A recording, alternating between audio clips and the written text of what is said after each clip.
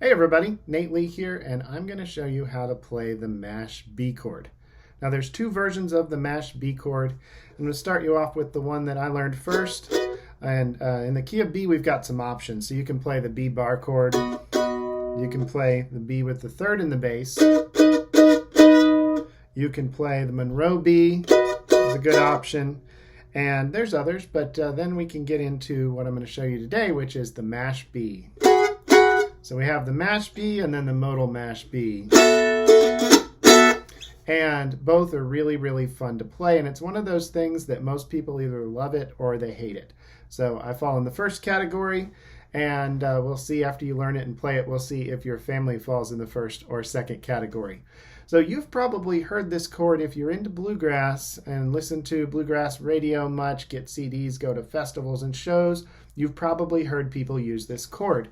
And it's played in a subgenre of bluegrass that's often called mashgrass. So this would be some of Alison Krauss and Union Station, Lonesome River Band, Early Mountain Heart, just a bunch of bands that are going to have this type of sound. And typically if Adam Steffey is in the band or somebody like Adam Steffey is in the band, you're going to hear these chords. So the first one is what I call the mash B. And you take your Monroe B chord, which is 11, 9, 6, 7. And all you do is you leave all your fingers where they are, and we're going to move them one at a time. We're going to take your index finger and move it from the A string over to the D string. So now it's on the 6th fret of the D string. And we're going to take your ring finger, move it over to the A string. So it's now on the 9th fret of the A string.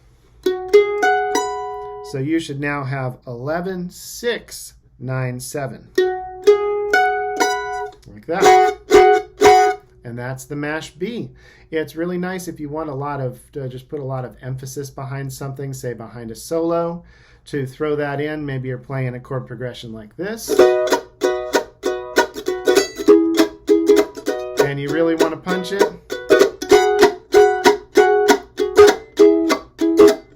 Then you throw that chord in just like that. When you play it, it is usually the best idea to, on your downbeat, strum the whole chord instead of a boom chuck like this, where you can't really hear that a different version of the B chord's being used. It's better to just do that and get that full sound of the chord out there, get the full effect that you can get. Now there's another mash B, the modal mash B. This one is what players tend to use more in recent years in the same situations where they might have used the other mash B. And this one's like an open A chord. If you've ever played that open A chord that's 2-2, open, open, you just take that and move it up 2 frets. Now you're at 4-4, open, open. Sounds like that. And this chord is great. It works for mashgrass really well. Sounds really nice.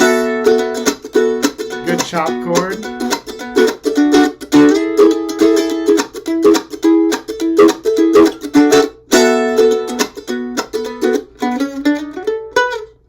Like that. So really great chord for that, but also it works in old time situations, Celtic situations, all kinds of different stuff. It's an extremely versatile chord. So those are the mash B chords. So take a few minutes, learn to do them, work them into your practice if it's something you decide you like, and then try it at your next jam or your next gig and see what happens. And let me know what you think of the chord down in the comments. If you've heard any songs that you really like that feature these chords, drop those in the comments too. I'll look for a couple examples to drop in there as well where people have used either of those chords, and I can think of at least one where I used one of those chords, and I'll drop it in there. So have fun with those mash B chords, and I'll see you all in the next video. Bye.